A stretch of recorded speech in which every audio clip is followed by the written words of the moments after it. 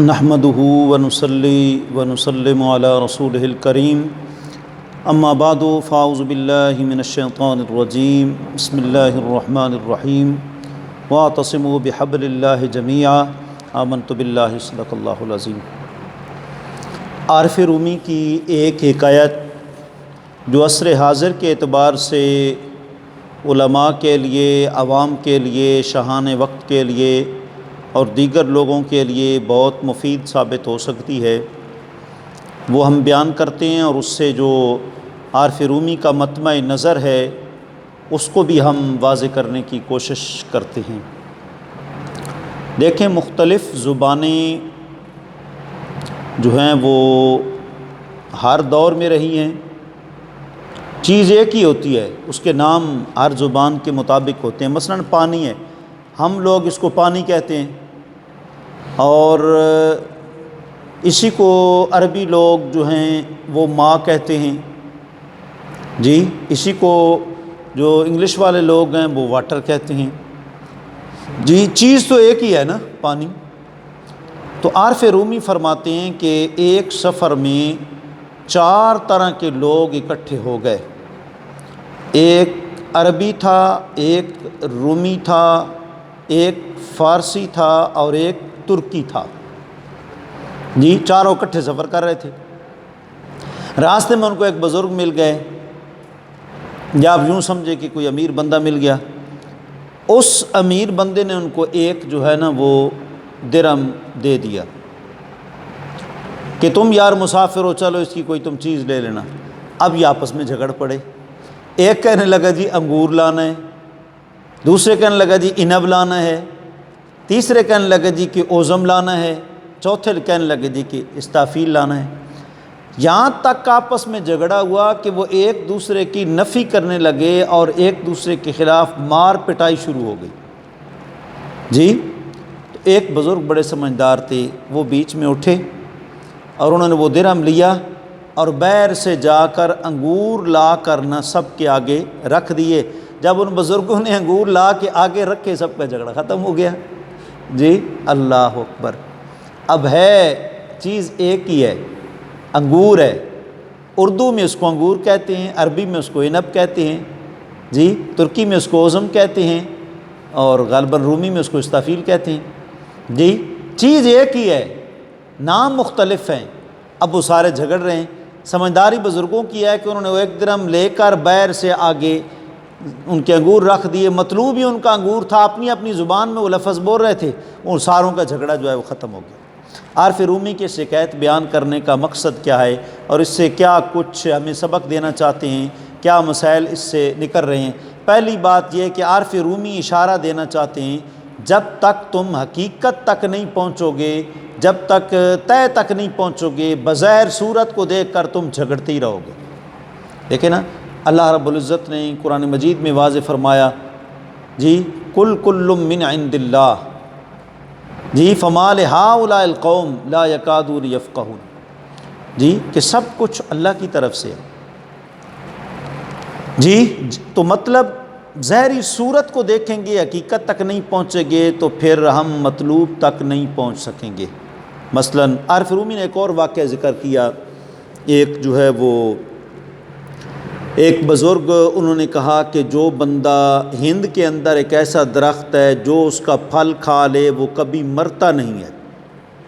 وہ جناب یہ بات جو ہی ادھر ادھر یہ چلی، بادشاہ تک پہنچی، بادشاہ نے کہا لو یار، ایسا درخت کہ اس کا پھل بندہ کھا لے تو کبھی مرتا ہی نہیں، پھر اور کیا چاہیے؟ بادشاہ تو جناب فریفتہ ہو گیا، عاشق ہو گیا۔ اس نے اپنے کرندے لگائے، ادھر ادھر جاؤ، یہ ہند میں ایسا درخت تلاش کر کے لاؤ جس کا پھل بندہ کھاتا ہے تو کبھی موت نہیں آتی، مرتا نہیں۔ وہ جناب ادھر ادھر تلاش کر کے سب تلاش کرتے رہے، بادشاہ تلاش کرتا رہا، نہیں ملا۔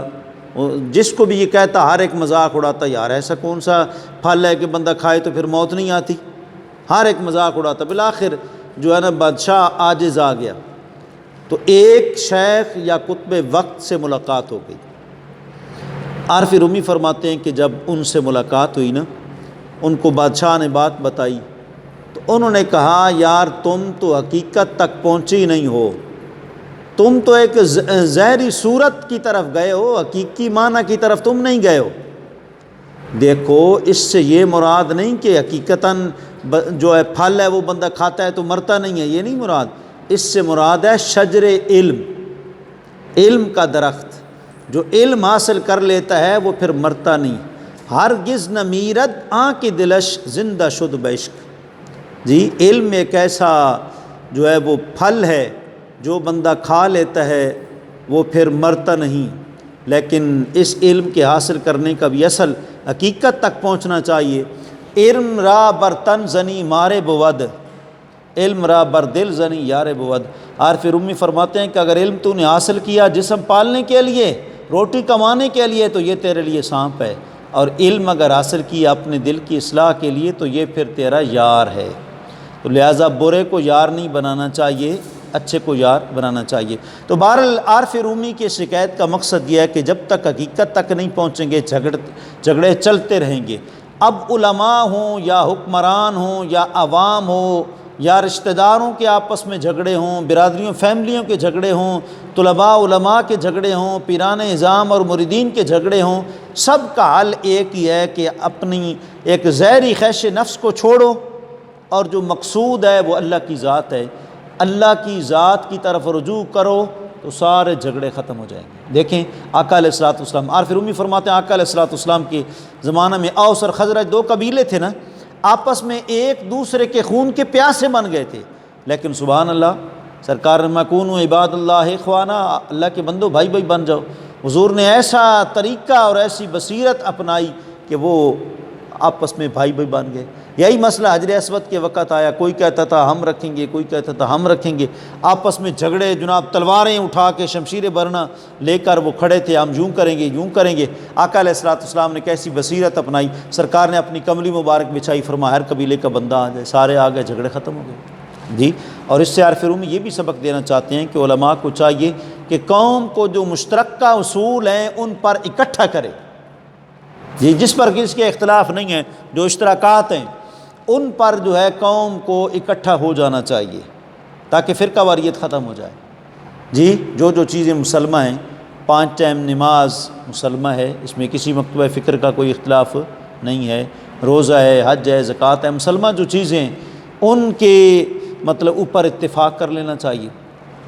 اور عارف رومی ہمیں بنیادی سبق یہ دینا چاہتے ہیں، ظاہری صورت کو نہ سجاتے رہو، اپنے دل کو جو ہے سجاؤ، اپنا دل جو ہے اس کا رخ اللہ کی ذات کی طرف کرو، تو پھر تمہارا ہر معاملہ حل ہو جائے گا۔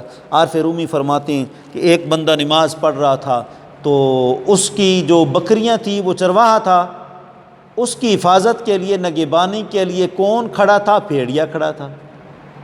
تو کسی نے کہا کہ بھیڑیا اور بکری ایک جگہ پر اکٹھے ہو گئے، کب سے ان کی صلح ہوئی ہے؟ انہوں نے آگے سے جواب دیا، جب سے ہماری اور رب کی صلح ہو گئی ہے اس وقت سے ان کی آپس میں صلح ہو گئی۔ تو بھائی حقیقت یہ ہے کہ آج ہم خواہش نفس کے پیچھے تو پڑے ہوئے ہیں، جیسے وہ انگور والے وہ پڑے ہوئے تھے خواہش نفس کے پیچھے، لیکن جو بزرگ تھے بیچ میں سمجھدار، انہوں نے حقیقت کی طرف توجہ کی کہ ان کے جھگڑے کی اصل وجہ کیا ہے، ریزن علت کیا ہے، اس پر وہ پہنچے تو جھگڑا ختم ہو گیا۔ ہر ایک کا مقصد یہی ہے نا کہ انگور کھانا ہے، ایک اس کو انگور کہہ رہا ہے، ایک اس کو عنب کہہ رہا ہے، ایک اس کو اوزم کہہ رہا ہے، ایک اس کو استافیل کہہ رہا ہے جی۔ تو اللہ کریم کی بارگاہ میں دعا ہے کہ عارف رومی کا جو سبق ہے، متحد ہو جاؤ، اتفاق کر لو، کس کی ذات پر؟ اللہ کی ذات پر، عشق رسول پر متحد ہو جاؤ، تو انشاءاللہ تمہاری خواہشات جو ہے ان کا علاج ہو جائے گا۔